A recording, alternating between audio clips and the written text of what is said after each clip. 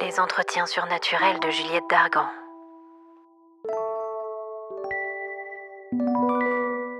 Aujourd'hui, je suis très heureuse d'accueillir Véronique Lessard, qui nous vient du Canada et qui a écrit Ad vitam aeternam, une fresque passionnante sur fond de surnaturel dans l'Angleterre médiévale. Bonjour Véronique, je suis ravie de t'accueillir sur mon podcast pour cet entretien surnaturel. Je te remercie beaucoup, c'est une belle plateforme pour moi. Merci de m'avoir rejoint à l'improviste aujourd'hui, le délai était très court. Je te propose déjà de parler de ton livre Ad vitam aeternam, dont tu viens de sortir le tome 1. Il est sorti en avril 2023, donc c'est quand même relativement récent. Mais c'est une histoire sur laquelle je planche depuis quand même plusieurs années. La première version a été écrite en 2008, si ma mémoire est bonne. D'accord. Donc la version qui est sortie cette année, c'est la 4e réécriture. C'est l'histoire de Gabriel Cortés, qui est un orfèvre, Oui. qui est un métier très réputé dans l'époque du Moyen Âge. Et ça prend place en l'Angleterre du 13e siècle. Et Gabriel Cortés, qui a été accusé de meurtre, est à quelques jours de son exécution. Et il est interrogé par le shérif James Fox pour savoir qu'est-ce qui l'a mené à son exécution. Alors, c'est une histoire qui regroupe plusieurs thématiques, notamment le surnaturel, mais aussi l'alchimie, un peu de mystère, d'intrigue. Il y a même une petite romance à l'intérieur de ça, mais aussi il y a des thématiques plus lourdes, la trahison, l'aide médicale à mourir, si on peut parler de ça à cette époque-là. Ouais. Ça réunit mon grand amour pour l'histoire en général, mais aussi pour le surnaturel. Je ne veux pas trop en dire, je ne veux pas spoiler des potentiels lecteurs, Ouais. mais c'est un livre qui m'a pris, oui, beaucoup de temps à écrire, mais je suis très fière du résultat final. Et le tome 2 est à peu près à 90%. Le premier jet est à peu près écrit. Il va être beaucoup plus gros que celui-là, mais pour les gens qui aiment l'époque médiévale, mais aussi un suspense, une intrigue, tout ça, ça peut être très intéressant. Le personnage m'est venu dans un rêve récurrent, un rêve que j'arrêtais pas de faire. Je dis bon, je vais me le sortir de la tête et je vais mettre ce personnage-là sur papier. C'est une très grande fierté parce que ça n'a pas été un processus qui a été facile. C'est une auto-édition.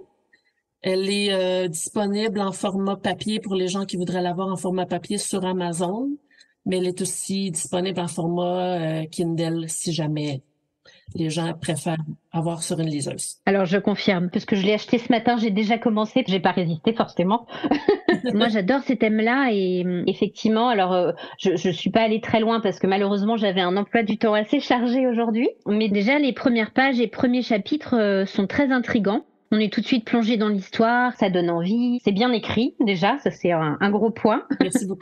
Et je trouve qu'on est vraiment transporté dans l'époque médiévale en Angleterre. Tout de suite, on est embarqué. Donc vraiment, ça donne envie. Et donc je continuerai. Je te dirai ce que j'en ai pensé a posteriori. Ayant un baccalauréat en sciences humaines avec une majeure en histoire, je me devais d'être très rigoureuse dans toute la recherche de ça. J'ai même fait appel à des gens qui se trouvaient en Angleterre. J'ai contacté des gens qui étaient dans des différents lieux que j'ai utilisés. Les gens ont été très gentils, m'ont répondu, ils m'ont donné des pistes de recherche. Alors oui, la rigueur historique est quand même très importante quand on écrit de la fiction historique. Oui, je pense qu'on se ressemble beaucoup là-dessus. J'adore l'histoire. Je suis pas historienne du tout, j'ai pas fait d'études là-dedans, mais dès lors que tu te projettes dans une autre époque que la nôtre, de toute façon, pour que ça sonne réaliste, ça me semble compliqué de faire sans recherche. Après, il y en a, j'imagine, qui font plus ou moins de recherche, mais là, on est vraiment transporté dans le thème et l'époque et c'est vraiment passionnant. Donc, je vais lire tout ça, puis vivement le tome 2. Ça va prendre un peu de temps encore, mais j'y travaille fort. Alors, j'ai lu aussi sur Instagram que quand tu écris, tu avais besoin de musique. Oui, ça c'est très important. De un, ça m'aide à me concentrer. Et de deux, quand j'écris, j'aime avoir le film de ce que j'écris dans ma tête. Pour Ad vitam aeternam, ça se passe à l'époque médiévale. Je vais aller chercher des pièces à connotation un peu médiévale, mais aussi je vais aller chercher des scènes qui sont plus fortes, des scènes qui sont plus troublantes pour me mettre dans l'ambiance, des scènes de combat qui sont parfois plus difficiles à écrire. c'est certain que j'ai toujours, quand j'écris, que ce soit mon roman, que ce soit des articles, tout ça, je me mets toujours de la musique parce que ça m'aide à me mettre dans l'ambiance de l'écrire. Des fois, je vais me mettre vraiment comme une musique d'ambiance, comme des orages ou dans une forêt. Mais j'ai vraiment plus souvent de la musique instrumentale. Mais aussi, si j'ai une scène plus difficile, plus lourde, alors à ce moment-là, je dois me mettre dans l'ambiance si je veux bien réussir la scène. Ouais. Donc la musique pour toi, c'est à la fois la concentration, mais quelque part, c'est aussi une source d'inspiration. Exact. Je pense que tu as compris en écoutant mes podcasts à quel point pour moi aussi la musique est importante. Donc je comprends. Oui, j'ai bien aimé ça d'ailleurs à la fin. J'ai eu le temps d'en écouter qu'un seul, le premier, mais j'ai adoré la pièce musicale à la fin. Je trouvais que ça terminait bien l'histoire. C'était tout en douceur, c'était tout en musique. Moi, j'ai trouvé ça très agréable à l'oreille, en plus d'avoir quelque chose qui était extrêmement bien raconté. J'ai trouvé que ça ponctuait, ça terminait bien le récit qu'on a écouté. Non, c'est gentil. Moi, c'est effectivement ce que j'essayais de faire. En fait, moi, c'est ce que j'aime sur le podcast, c'est que c'est la première fois que j'ai autant de liberté. Je sais pas si tu es un peu comme moi. Moi, je suis un petit peu touche à tout et je me limite pas dans l'art. Et en fait, mes deux canaux d'expression artistique, ça a toujours été à la fois la musique et l'écriture. C'est la première fois que j'arrive à vraiment les marier en poussant les deux autant que je le souhaite. C'est vraiment important pour moi de voir cette dualité qu'on retrouve sur le podcast. Merci beaucoup déjà pour cette belle ouverture sur ton livre et ton univers qui est passionnant. Donc, je mettrai de toute façon dans la description tous les liens pour te suivre sur ton blog, ton site, le lien aussi pour aller acheter Ad Vitam Aeternam, le tome 1. Et je tiendrai au courant mes auditeurs aussi dès que tu as sorti du tome 2 et que tu seras fini. Voilà, je les tiendrai au courant. Ben, je te remercie beaucoup. Je trouve que c'est un beau tremplin pour toucher à un autre marché, si on peut dire ça comme ça. Moi, je t'ai rencontré en fait à l'occasion de l'épisode 6. Oui. L'épisode 6 de mon podcast a lieu en Irlande, au château de Lippe. Et comme on le disait au début, à chaque épisode que j'écris, pour me projeter dans le lieu et être capable de projeter mes personnages et que ça ait l'air réaliste, je fais beaucoup de recherches. Et à l'occasion de mes recherches, ton article que tu as écrit sur ton blog sur le château de Lippe était pour moi le plus marquant, le plus sérieux, clair, précis, très intéressant, vraiment, qui expliquait très bien les choses, autant sur l'histoire du château que les différents fantômes et phénomènes qu'on peut y rencontrer ou qu'on a pu y rencontrer. Donc je me suis dit, effectivement, j'avais gardé ça dans un coin de ma tête, je t'avais pas contacté encore, mais je me suis dit que ça m'intéresserait bien, effectivement, de revenir vers toi et qu'on en parle, voilà, tout simplement pour éclairer un petit peu l'épisode, puisque moi, dans l'épisode, c'est de la fiction, donc je remets des éléments, soit de légendes urbaines ou de faits réels à l'intérieur de mon épisode, mais ça reste de la fiction.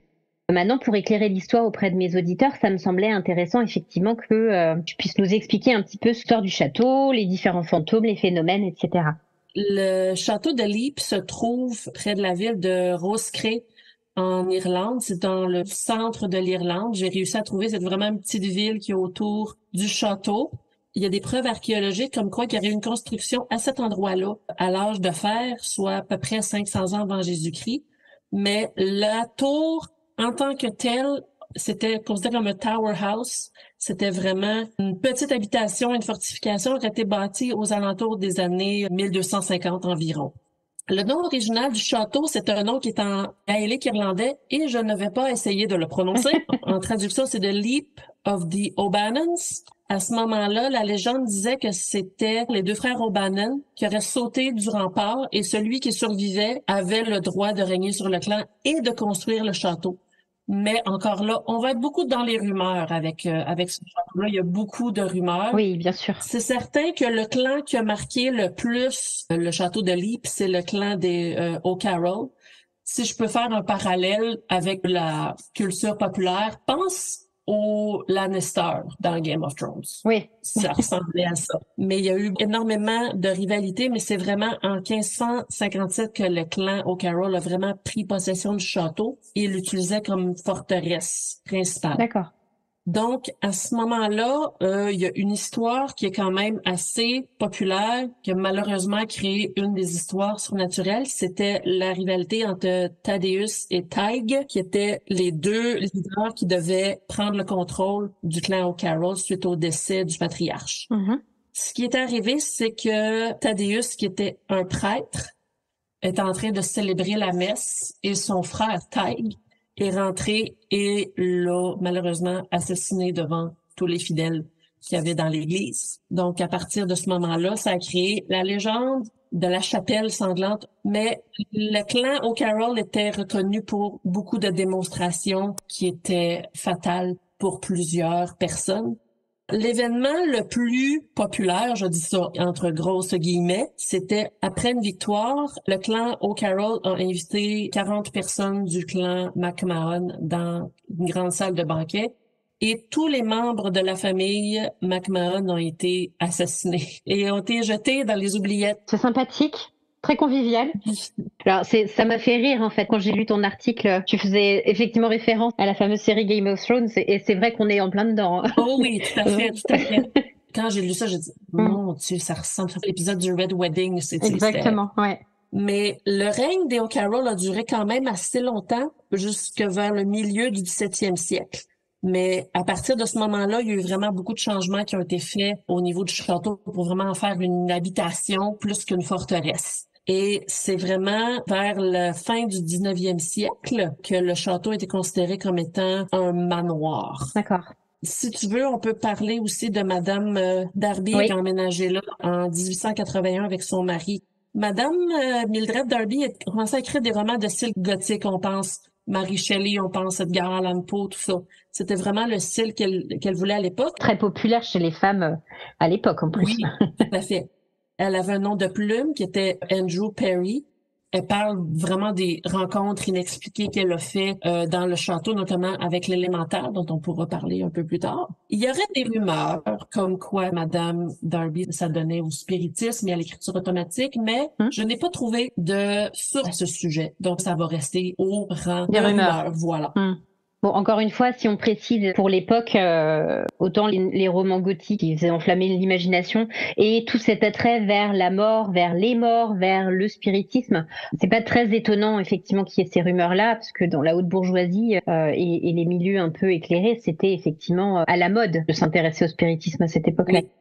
Et ils ont été là quand même assez longtemps parce que je vois que de 1881 à 1922, malheureusement, il y a des conflits avec des locataires qui ont commencé à créer des problèmes. Mais l'événement qui a vraiment mis la hache dans le château, c'est un incendie qui a eu lieu en 1922 durant une guerre civile en Irlande. Et ça a vraiment ravagé la majeure partie du château. Les gens ont simplement ramassé femmes, enfants, vêtements et peu de choses de valeur. Et malheureusement, le château a été laissé à l'abandon pendant plus de 50 ans.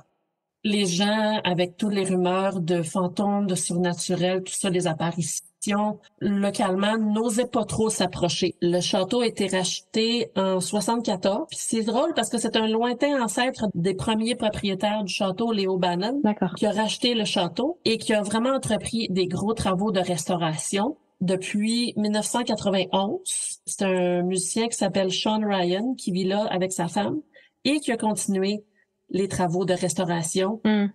Mais le propriétaire actuel dit que les phénomènes continuent. Oui, après, c'est un lieu très marqué, je pense, spirituellement. Il y a eu tellement d'atrocités, de rivalités, de violences, c'est pas très étonnant. D'ailleurs, si on reparle de la fameuse chapelle sanglante, dans laquelle a eu lieu la mort de Teig, comme on disait plus tôt, on y place cette oubliette sinistrement célèbre, dans laquelle on aurait retrouvé des centaines d'ossements. J'ai souvenir d'avoir lu dans mes recherches que quand ils ont commencé à enlever les restes humains, ils ont pu remplir, je crois que c'était une charrette entière. 3 charrettes. 3 charrettes, c'est ça, 3 charrettes.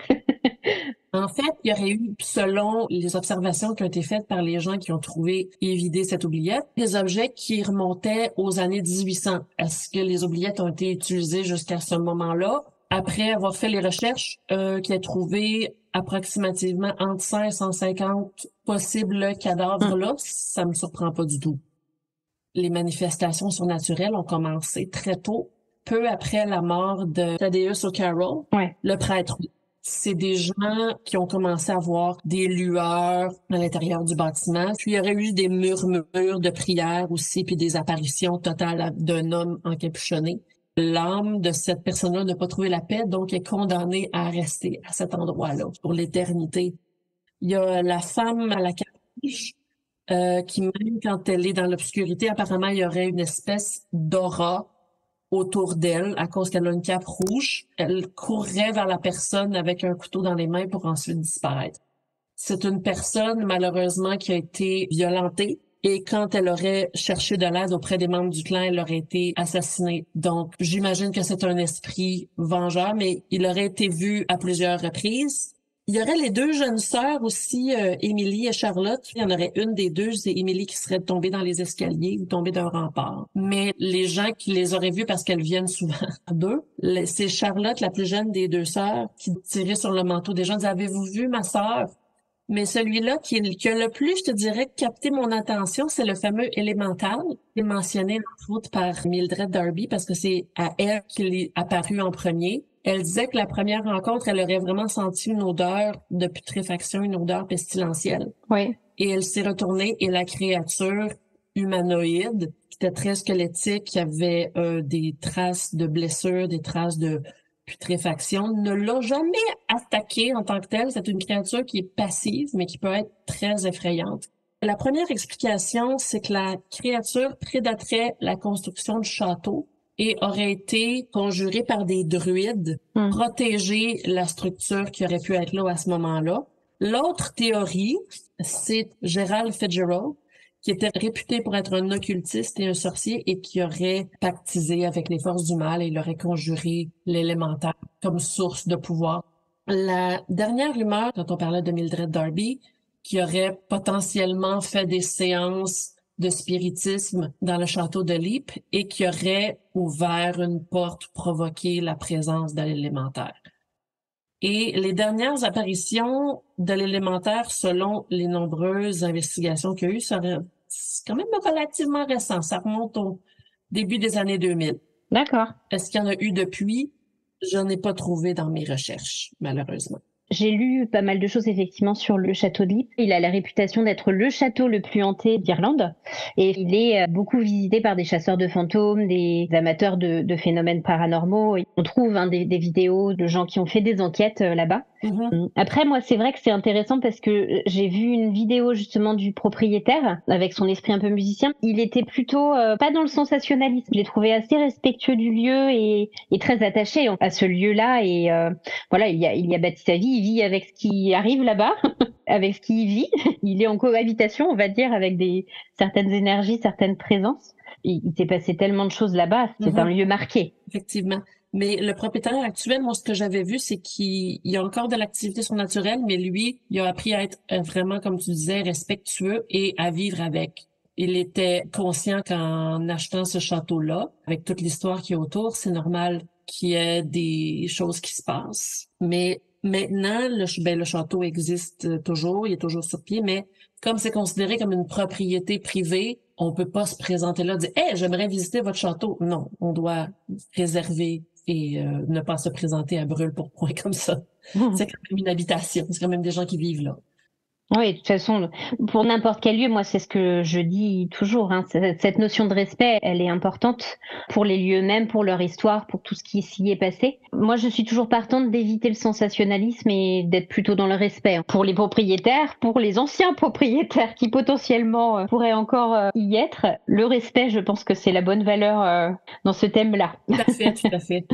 Merci beaucoup, Véronique, pour cet échange passionnant. Ça me fait un grand plaisir. Et encore une fois, on tiendra au courant tout le monde de la sortie d'Ad Vitam Aeternam tome 2 et de tous tes projets. Donc, merci beaucoup pour ton éclairage passionnant sur le château de Leap.